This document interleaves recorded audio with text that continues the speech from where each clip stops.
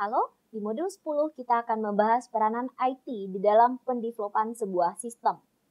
Seperti yang kita ketahui dengan baik, saat ini hampir di semua bagian organisasi sangat membutuhkan support IT dan IS dengan baik.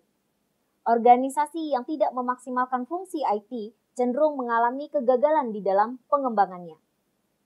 Organisasi dihadapkan pada kebutuhan sistem development dikarenakan beberapa alasan.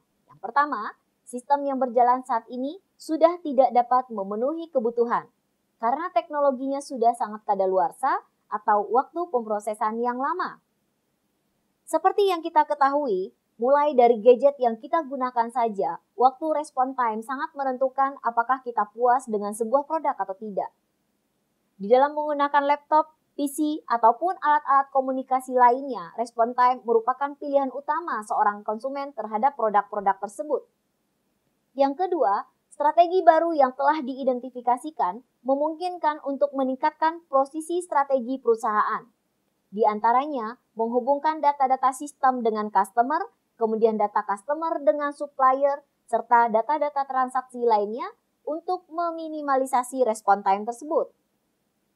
Berikutnya, bisnis yang dijalankan belum memiliki sistem. Di dalam sebuah organisasi saat ini, kita juga mengetahui dengan pasti bahwa keterlibatan IT cenderung merupakan hal prioritas utama bagi sebuah perusahaan. Pada saat konsumen menentukan pilihan, cenderung konsumen akan menanyakan apa saja fasilitas yang mereka dapatkan, bagaimana cara aksesnya, dan bagaimana kemudahan mereka di dalam mendapatkan layanan tersebut. Adapun alasan di dalam sistem development, organisasi membutuhkan pendekatan yang dapat diaplikasikan di dalam sistem development. Beberapa tahun terakhir ini, pengaturan sistem development di dalam organisasi mengalami beberapa masalah kritikal di dalam peningkatan sistemnya.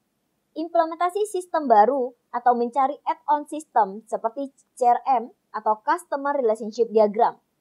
Banyaknya aplikasi yang saat ini digunakan, diantaranya ERD atau Entity Relationship Diagram dan lain sebagainya, merupakan bagian dari aplikasi-aplikasi yang dibutuhkan perusahaan untuk mensupport jalannya perusahaan di dalam proses bisnisnya. Sistem Development Lifecycle atau yang lebih kita kenal dengan SDLC merupakan salah satu metode yang digunakan di dalam mendevelop sebuah sistem.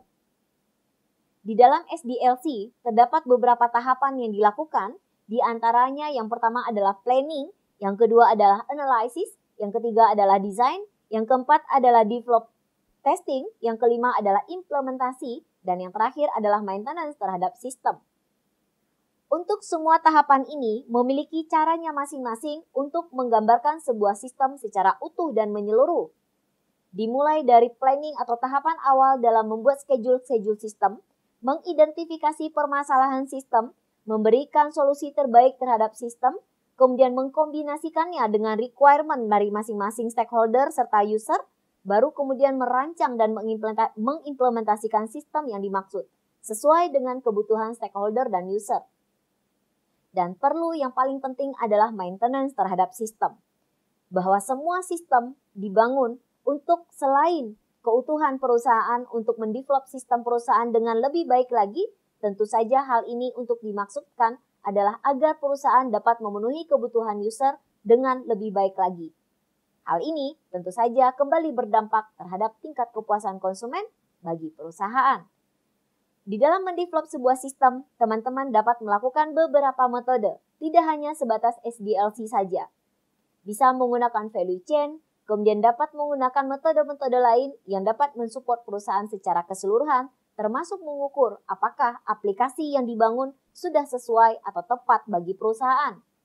Banyak juga metode yang digunakan serta aplikasi yang disediakan untuk mengukur apakah aplikasi ini sudah tepat atau belum, serta bagaimana tingkat kepuasan pelanggan terhadap aplikasi yang diimplementasikan pada perusahaan. Demikian modul 10, semoga berhasil. Terima kasih, salam.